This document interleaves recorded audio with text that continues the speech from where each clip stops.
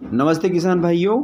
लहसुन किसान भाइयों को इस साल लहसुन के अच्छे दाम मिल रहे हैं। शायद यह खुशी किसी को हजम नहीं हो रही है और इसी वजह से लहसुन का आयात होने वाला है किसान भाइयों। और अगर जो यह आयात हुआ हमारे देश में तो यूँ समझ लो कि लहसुन किसान भाइयों के सारे सपनों पर पानी फेर सकता है।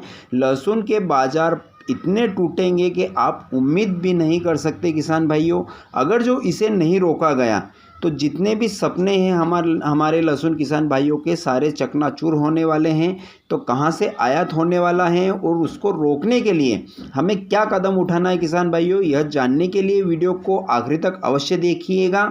और जानकारी अच्छी लगे किसान मित्रों तो वीडियो को लाइक भी कर दीजिएगा और अन्य किसान साथियों के साथ में भी इस वीडियो को साझा अवश्य कीजिएगा ताकि उन तक भी यह जानकारी पहुंच सके।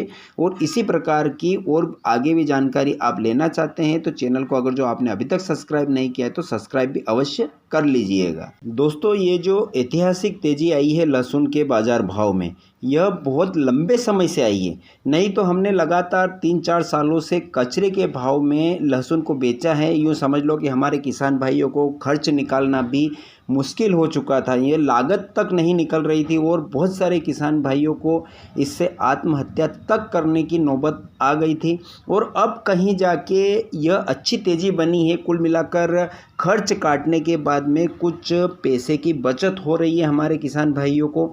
तो यह खुशी क्या है कि किसी को रास नहीं आ रही है। दोस्तों, यहाँ मैं आपको एक बात स्पष्ट कर दूं, एक बात बता दूं कि सरकार किसी अन्य देश से लहसुन का आयात नहीं कर रही है। यह बिल्कुल सही है, सत्य बात है, सरकार आयात नहीं कर रही है।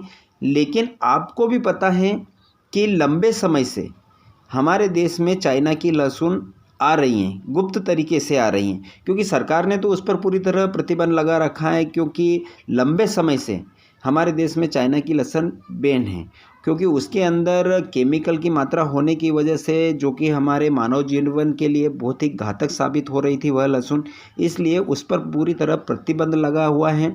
तो चाइना की लहसुन हमारे देश में लीगल तरीके से नहीं आ रही है, अनलीगल तरीके से आ रही हैं। क्योंकि चाइना से डायरेक्ट बांग्लादेश और बांग्लादेश के रास्ते से हमारे देश में आ रही हैं।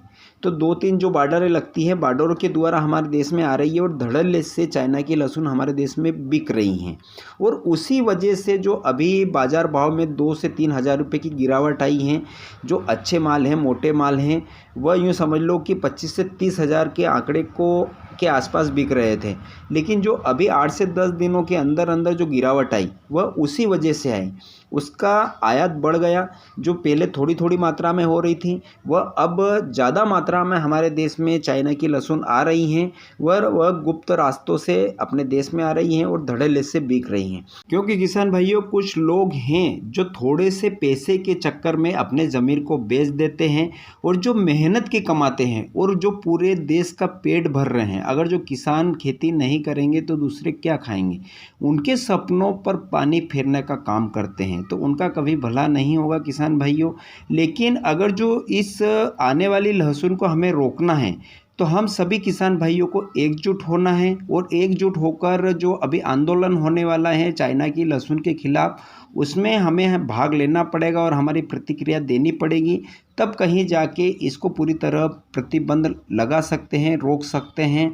तो उसके लिए हमें क्या करना है किसान भाइयों को, सभी को एकजुट होना है, सभी किसान भाइयों को।